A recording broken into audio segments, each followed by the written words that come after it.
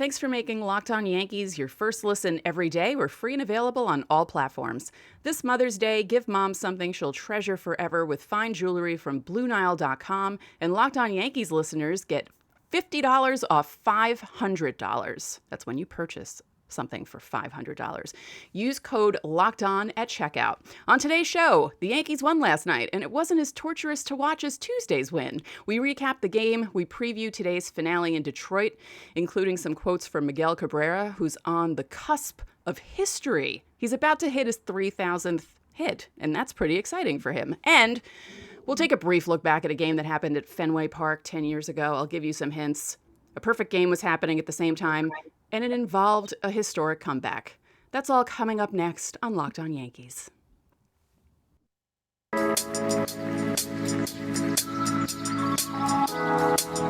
You are Locked On Yankees, your daily New York Yankees podcast. Part of the Locked On Podcast Network, your team every day.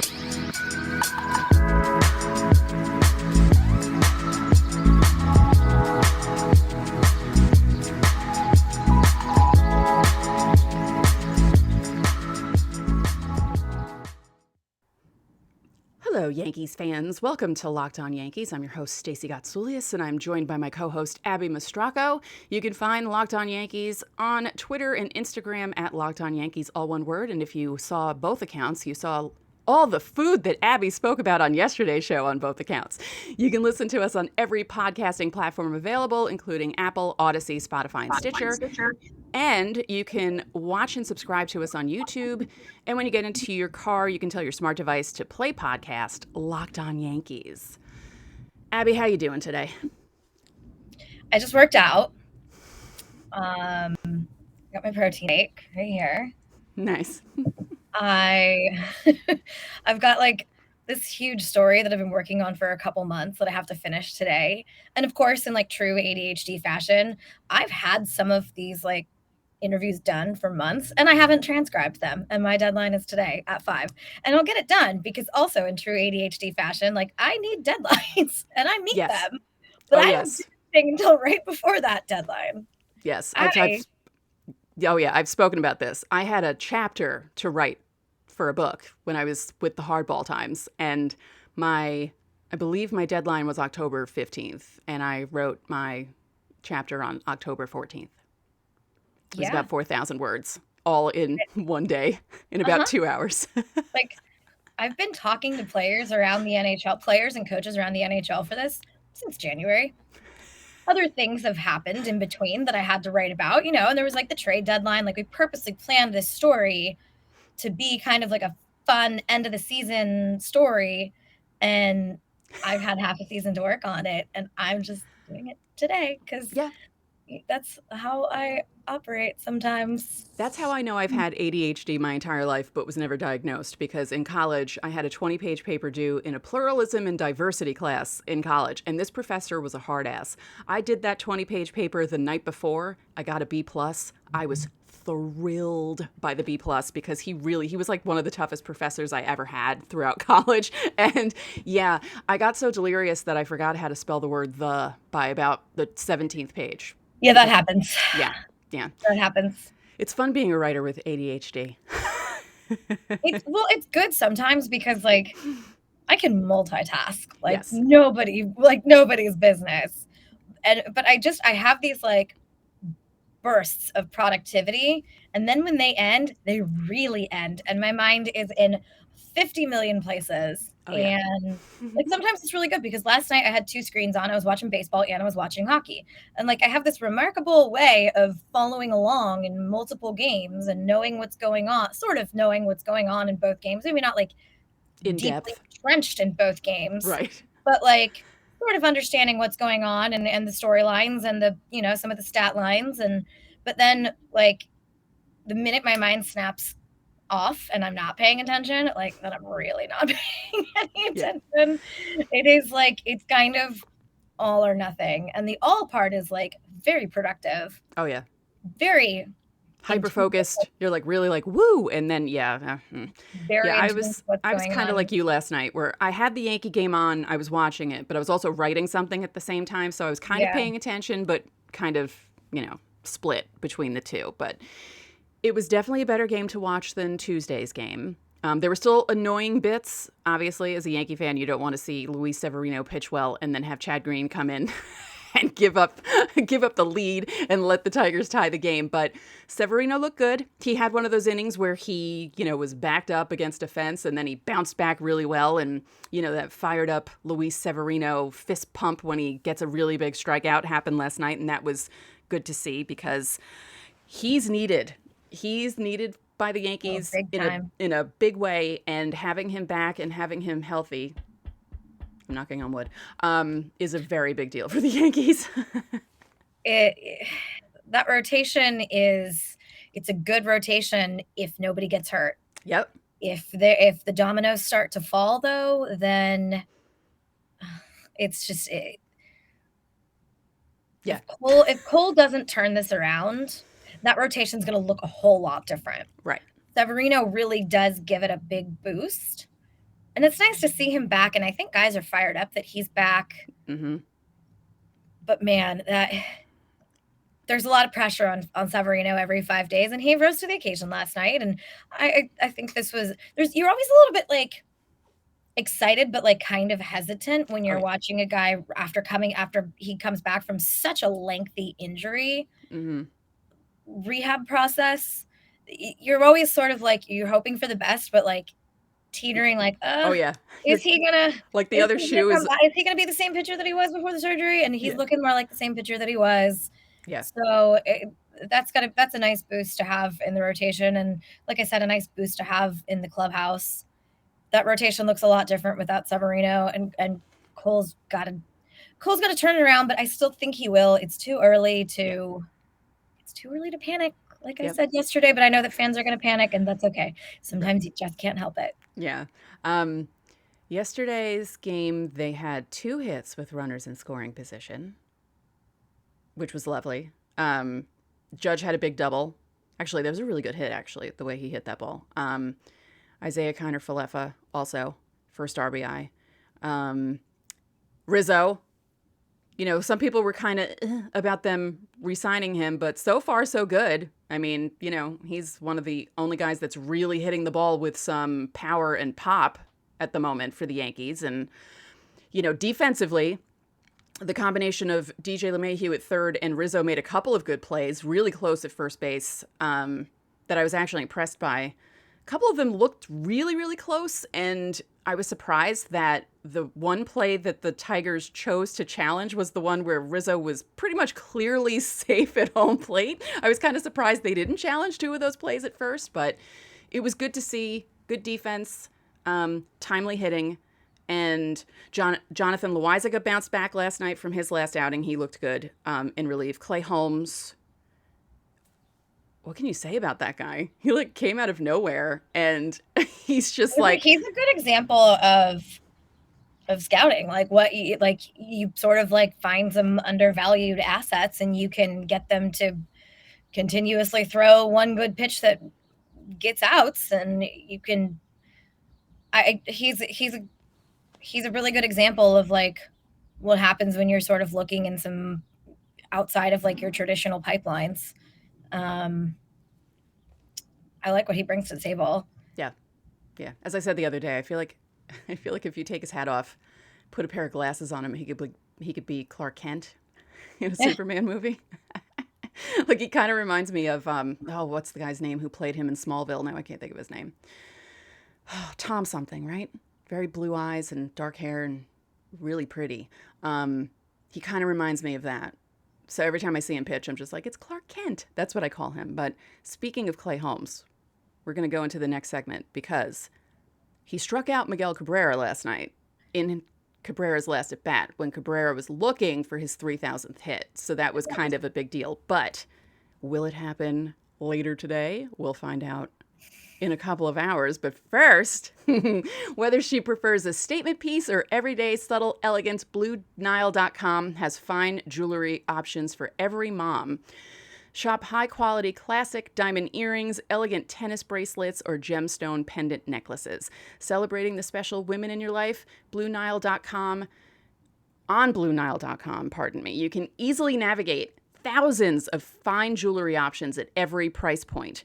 They're the original online jeweler. Since 1999, they've helped millions of couples create their perfect engagement ring, and they're committed to ensuring the highest ethical standards are observed when they're sourcing their diamonds and their jewelry. When you commit to a piece, so does Blue Nile, with guaranteed service and repair for life. And if you're not satisfied, no problem. They have a 100% satisfaction guarantee.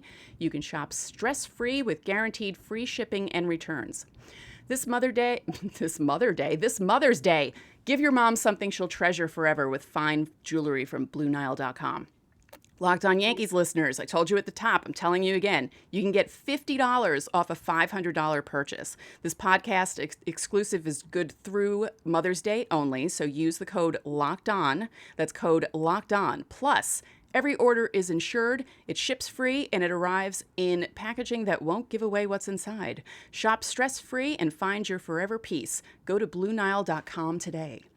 Thank you for making Locked On Yankees your first listen. For your next listen, check out Locked On Now. You'll get recaps of Major League Baseball games from every host on the Locked On network with analysis from those hosts. We'll be taking fans through the season like no other network. It's free and available wherever you get your podcasts. So let's talk about Miguel Cabrera, because it's more than likely he's going to get his 3,000th hit today. Yeah, it's a pretty exclusive club, and it's what Pujols, I think, is the only other active player with 3,000. Yeah, I think. And Pujols is inching towards. Is he inching towards? Where is he close to? Is he approaching 7? No, he's not approaching 7. Is he? He's up there, right? See, I haven't checked in a while. Yeah, because he has a lot of home runs. I know this off the top of my head from how much I covered the Angels, and last year when he retired, I had to write a bunch about that. But or not when he got retired. That's not the correct. When he was released by the Angels, he was cut basically. Right. He has 3,308 hits. Wow. 7 this season. That's amazing. Yeah. That's like I feel like people, I don't think they downplay it, but there's some people who are just like, yeah, whatever. And it's like, hello, that's a big deal to hit 3,000. And my favorite 3,000th hit is obviously Derek Jeter, only because everyone was expecting him to hit like a dribbler through the infield, and he hit a home run. Where it wasn't so surprising that certain guys hit home runs. Pujols was sort of a victim of like a changing game. Like, he got shifted on a lot later in his career. Right. So imagine if there are some people who want to ban the shift. That's not happening right now. But imagine if the shift was banned, how many hits he would have. Yeah. You can say that about a lot of guys. He's up to 681 home runs, by the way. So he is closing in. I mean, I don't know if he'll get it, but he's pretty close to 700. That's amazing. That's amazing. I wonder if maybe that's what's driving him is hitting a milestone like that. This is where I think we need to bring up Miguel Cabrera's quote from last night, which was really interesting because there is that sort of argument in baseball about whether or not how much your individual numbers matter. Right. Okay, bring it up. I stupidly closed out of some of my tabs before I started. Yeah, I found that quote interesting. Just the way Miguel the Cabrera, wording was. Marley Rivera of ESPN asked Miguel Cabrera about being one hit away from 3,000. He went 3 for 4 last night against the Yankees. Mm-hmm. And he said, who the F cares? We lost. When has this game ever been about individual accomplishments? That didn't really play well with a certain group, and it played a lot, and it played very well with another group. Say that you play for, the name on the front of the jersey and not the name on the back. But baseball has always sort of been disguised. It's sort of an individual sport, disguised as a team sport. Yeah. You get into the Hall of Fame based on individual achievements. And Cabrera is a first ballot Hall of Famer. Oh, yeah. As Pujols will be as well. But, I just found that interesting, sort of an insight into his competitiveness and what drives him as a player. And he's a guy who has played in World Series, and Now he's been with the Tigers through this long rebuild, and clearly it sounds like he's ready to see the Tigers get back to winning. And I think he probably knows his status in the clubhouse as a veteran, sort of an icon in the game, especially for a lot of the young Latino players who grew up watching him. And whether he's trying to set a good example or not, it sounds like he's setting a good example for the culture in the clubhouse based on that comment. But there's another funny one that he said. He said when he was asked about the possibility of reaching 3,000 against the Yankees specifically, he said, "A scout from the Yankees told me if you make it, it's going to be as a pitcher." He got fired. So when we talk about the importance of scouting, like finding an undervalued pitcher in Clay Holmes, like grabbing him from the Pirates, I don't think you ever want to be the scout who is like, yeah, I told Miguel Cabrera he was never going to make it as a hitter. Like, I mean, I'm sorry for that guy. But it also is one of those things, like he probably carried that with him for a long time as a player, and it drove him. Sure.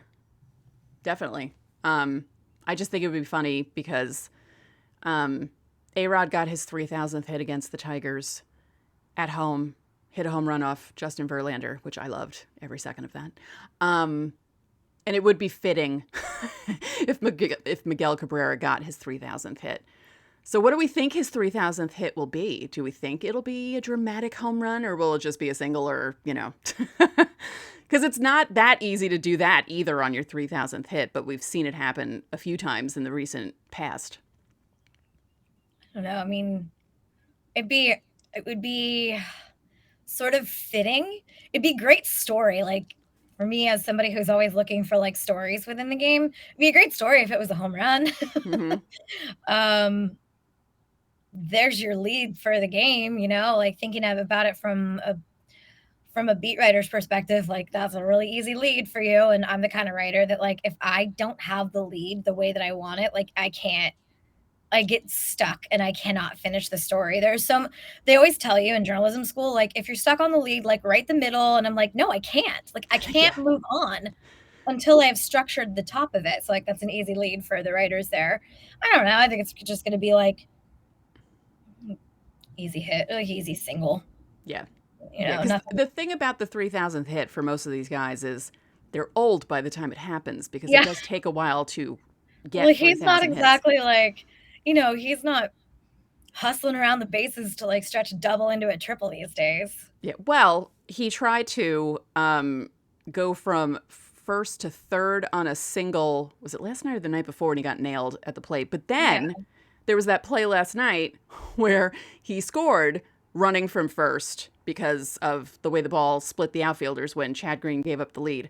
And my brother was very upset about that because he's like, it's Miguel Cabrera. How could they not throw him out at the plate? The throw was really offline, like just really bad. It's like, it's not like you have like some speed demon trying to run into home plate. Like, why would you throw the ball that badly? Like, he was really mad that he scored. But there was a video on like on Twitter last week that was Albert Pujols, I think, trying to steal a base, and like the comments on the video were pretty funny. Yeah. Like noted speedster Albert Pujols, and it was everything that you were probably imagining it to be. Yeah. Like, there's some guys I used to love watching guys like Tino Martinez and Jorge Posada try to run, because Jorge Posada I always described as, he looked like he was trying to run the bases with a dirty diaper, like a full dirty diaper, and a piano strapped to his back. Tino was similar. Mark Teixeira looked like a cartoon character because he didn't really move his upper body. It was mostly legs. Like, that, like in the old-time Hanna-Barbera cartoons where the legs are just moving. Well, it's like that episode of Seinfeld where I think it was Raquel Welch, like, doesn't move her arms, and that was like... Yeah. It's so funny. But yeah, Miguel, I used to like watching attempt every once in a while was Pablo Sandoval, because he actually like had some quickness. Yeah. Like he was a cat. He was like a cat around the bag, but he was a turtle on the path. But he would like have some surprising quickness sometimes, and like he'd get a good jump, or like he would have a good slide, and you're like, how does that happen? But then most of the time it was just like it was Pablo Sandoval trying to run the bases. Right. He didn't really do that often, but there was a few times. I remember when I was cutting highlights at Fox Sports, one in particular that we cut and we would like replay just because it was humorous. If we just replay it like us up in our unit called Quantel, and all the PAs would laugh at it. Yeah, that was a fun one. In a moment, we will go through the lineup for today, and then we're going to look back at that game 10 years ago today. Still can't believe it was 10 years ago today. But first, BetOnline is your number one source for all your betting stats and sports info.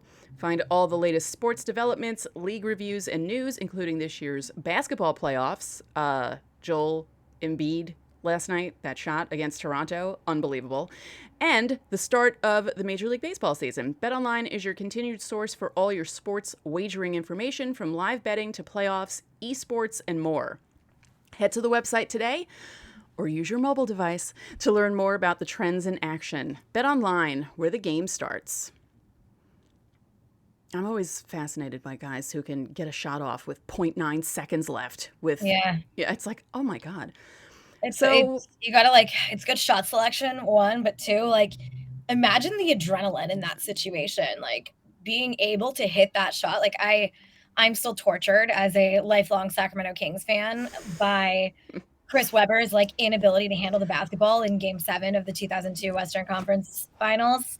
Chris Webber just looked like he had the yips the entire game, and it's just so much pressure and so much adrenaline. And it's easy for us watching on the couch to be like, oh, come on, how do you miss that shot? But it's so difficult, and there's so much pressure in a playoff situation like that. Granted, this isn't conference finals, but I just always appreciate the athleticism and the mental toughness that goes into hitting a shot like that. I was at downtown Disney watching Game 7 of the Lakers Kings at wherever the hell place we were in downtown Disney. Maybe like an ESPN place or something. Yeah, the ESPN. Like ESPN zone, probably. Yeah. It was something being in that environment, watching a Game 7, having no rooting interest because we're, long-suffering Knicks fans. Although in 2002 we weren't really long-suffering, but not like we are now. But it was interesting watching that from a neutral perspective, and it was insane and fun. The lineup today, because the game is at 1:10 p.m. So Hicks, Judge, Rizzo, Stanton, LeMahieu, Gallo, Kiner Falefa, so Gallo's back, Marwin Gonzalez, and Trevino is catching. So, and Jordan Montgomery's pitching. And old friend Michael Pineda is starting for the Tigers. So this is it's an interesting finale. We'll see what happens because, if you've been watching the Yankees for a while, especially the last few seasons, you know how they love to drop the finale of a series for some reason. I don't know why. It's just something that they do, but we'll see if they don't do that. The game we're going to talk about right now was not the finale of a series. It was the middle game. It was a Saturday afternoon game, Fox game. It was the day after the Yankees and Red Sox wore their 1912 uniforms, and I was so mad that they didn't wear them the entire weekend because I loved those throwback uniforms, and the fact that the Yankees actually wore throwback uniforms and they didn't look exactly like the uniforms do now. Because, how can you really do a throwback with the Yankees unless you make them baggy like they were in the 30s and 40s? You can't really do much because there's not much of a change. So Saturday, April 21st, 2012, Yankees Red Sox at Fenway. The Yankees are down 9-0 early. And actually, not even that early. It was the middle of the game when the Yankees started this comeback. But the other thing that was happening at the same time at this game was Phil Humber, who no one really heard of because, if you weren't a White Sox fan in 2012, you had no idea who he was. He was in the midst of throwing a perfect game against Seattle. And Fox kind of did a picture-in-picture, but focused more on the game in Seattle. And of course, that's when the Yankees comeback started. And everyone in New York was like, why are we watching a game in Seattle? Who cares? Even though it turned out to be a perfect game. And then they cut back and the Yankees comeback was still continuing. Let me just go through the lineups really quickly because, I love going through the names and being like, oh, yeah, I forgot he was here. All right. Yankees, Jeter, Swisher, Cano, A-Rod, Tex, Granderson, Andrew Jones, Russell Martin, Eduardo Nunez, and Freddie Garcia was starting because 2012 was weird and the Yankees had some weird players. Red Sox, Mike Aviles, Ryan Sweeney, Dustin Pedroia, Adrian Gonzalez. Oh, yes, that's right. That was earlier in the year before he got traded. David Ortiz, Kevin Youkilis, Jared Saltalamacchia, or Salta Ralph Macchio, as my friend called him, Cody Ross, Darnell McDonald, and Felix Doubront. Oh, my God. Yeah, that's... I love games like this. Both teams, let's see, the Yankees had 6 pitchers. The Red Sox had 7 pitchers in this game. And, things started off well for the Red Sox because they found themselves up 9-0 going into... Oh, no, 9-1. Sorry, 9-1 going into the top of the 7th. So this comeback happened late in the game. Now, usually when you watch a baseball game and a team is down 9-1, you're thinking to yourself, all right, maybe if they score a couple, it won't be bad. And then all hell broke loose in Fenway. So... Vicente Padilla came in. That's right. Vicente Padilla. Yeah, he replaced Doubront, which is what the problem was. So Andrew Jones actually started the inning with a strikeout looking. And then Martin and Nunez hit singles back-to-back. Derek Jeter walked. Swisher hit a home run. Grand slam. Then Cano hit a double. Matt Albers, hey, Matt Albers replaced Padilla. A-Rod reached on an E6. Mark Teixeira hit a home run.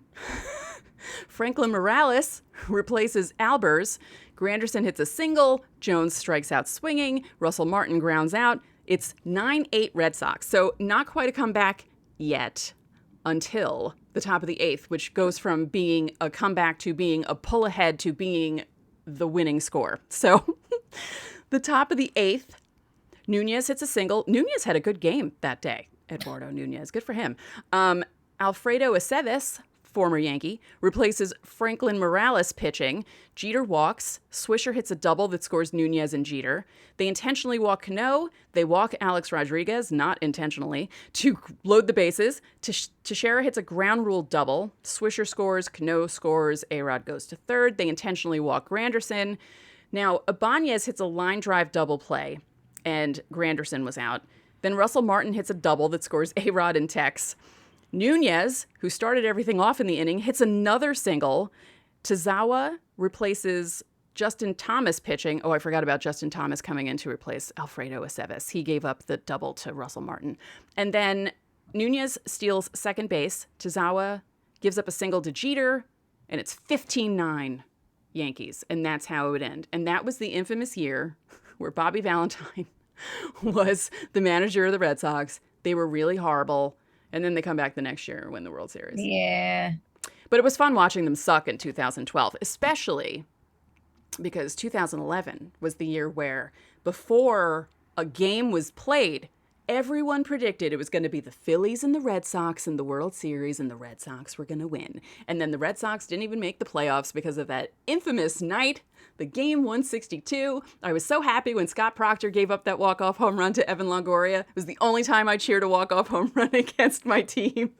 I swear my brother and we jumped up and high-fived. We were so happy that the Red Sox were eliminated. We didn't care.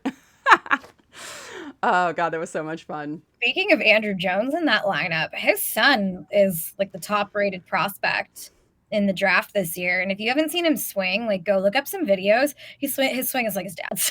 I know. But it's a real smooth swing. Yeah. There's so many of these kids now who it's like, oh, God, I can't be that old yet. But you are. You are, yeah. But it's his swing is very advanced for a 17, 18-year-old. And he's got some swagger to him. On his social media, he, he'll sort of point out if he's been slighted or left out of a ranking or something like that. He's got some swagger to him. And I kind of like that. Look, I cover 2 sports where you're supposed to suppress your personalities. And this younger generation of players in both sports are kind of being they just grew up showing personality on social media. They don't know any better than to just like, they don't know how to just fall in line. And the clubhouse culture is starting to change as well, as some of these younger kids are moving up and like they do want to show their personalities a little bit. Now, is Major League Baseball marketing them very well? Probably not. The NHL sure as hell isn't, but I don't know. I think it's kind of like, look, they're 18 years old and they're about to get chosen first overall. They're probably going to have a little bit of an attitude, and deservedly so. I would. Yeah. They'll learn that attitude maybe can't last forever once they're actually playing. But like, look, if you make good on being a first overall pick, like you can kind of keep the attitude. Sure. Like if you play like if you make the impact that you're projected to make, yeah, you can have all the swagger you want. Like watching these videos of Drew Jones,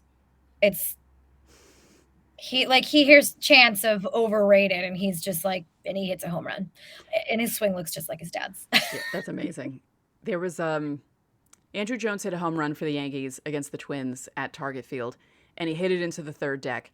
And they didn't show it the first time when he hit it, but when they showed the replay, there was a camera focused on Mark Teixeira, and he made like an O face. Now, if you're not watching on YouTube, he basically had his mouth open as wide as you can, he couldn't believe that the ball went that far. And it really was one of those like moments where you're just like, did he really just do that? Because it wasn't like just into the third deck. He hit the hell out of that ball.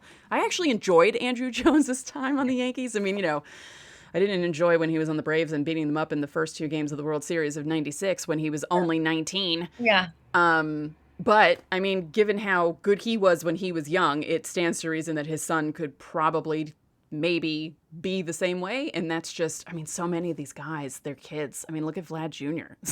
Yeah. My goodness. And he's just like his dad. Like that one home run he hit against Cole had no business being a home run, with the way he hit it, with the way he swung, where it hit on his bat. I don't know how the hell it went out of the ballpark, but it did. And he's just, Toronto fans are lucky that they have someone like him on their team, and that they probably will for a while. And they just have such an exciting young lineup. Yeah. And it's a lot of them, like their dads did play, and you learn a lot just from like being in a professional atmosphere like that, like being in the clubhouse when you're younger. Like there's a story that my friend Arpin Basu in Montreal, he was a big Expos fan, and he covers the Canadians now.